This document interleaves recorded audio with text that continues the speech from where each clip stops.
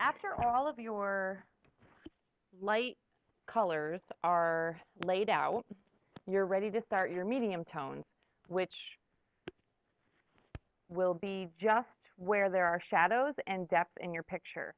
So my lightest color was this real light blue, and you can see I have incorporated it all the way across my lockers. Notice that I did not put the lightest color in the middle of the lockers. All I did was work on these straight lines that I drew in pencil. So I'm going to continue doing that with my medium color now too. So over here you see the door is open, so therefore there's depth between the open door and the locker that's closed behind it. And I started at the line, pressing lightly, and I faded out away from that shadowed area with my pencil in a small area, and then swirl your brush in the water, tap it out. I'm actually going to move this. So I'm working from the faded side in towards the line. Always work from the faded side in towards the line, so that the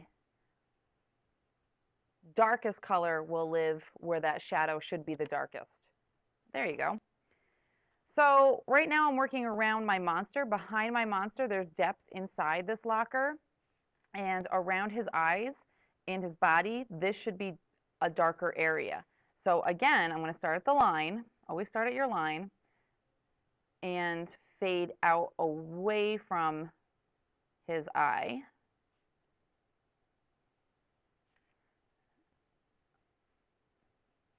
That.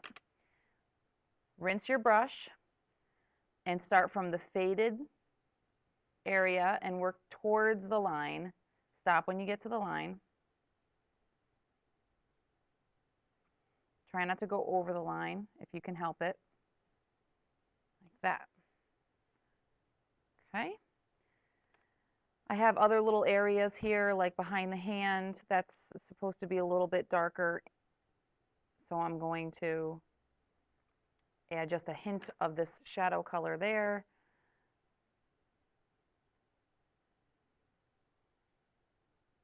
Like that.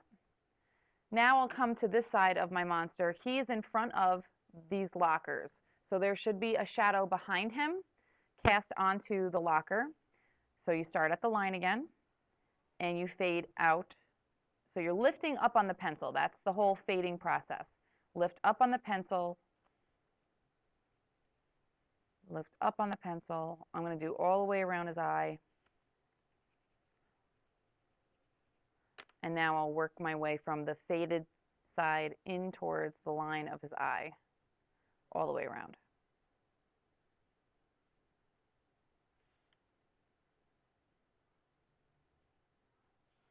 Like that. Excellent.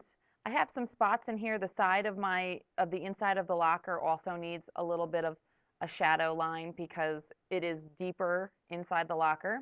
So starting at the line, fading out away from the line, fade out away from the line. Now I'm going to be really careful around my tissues here. My crumpled tissues need to stay white. So if I can keep them white, I'm going to turn the paper again so I can work from the faded side in towards the line. So I'm going to try to stay away from those tissues as best I can with my brush. If I have to hit that tissue area with some colored pencil in the end, I can do that, but I'd rather not. There we go. Same rules apply. If it's a wet area, you have to avoid it. So I'm going to work on his body now because he's casting a shadow onto the locker. So start at the line and fade out. So as you can see, this process is going to take a day or two to complete. Fade out. Rinse your brush and work from the faded side into the line where the hand is and the body and the arm.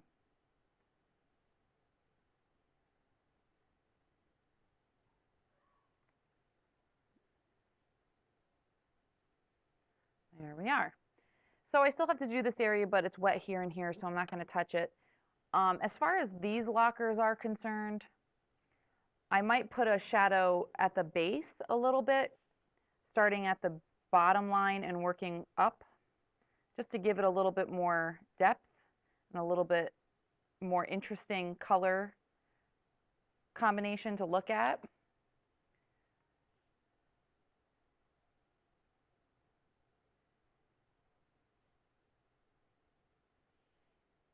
Like that.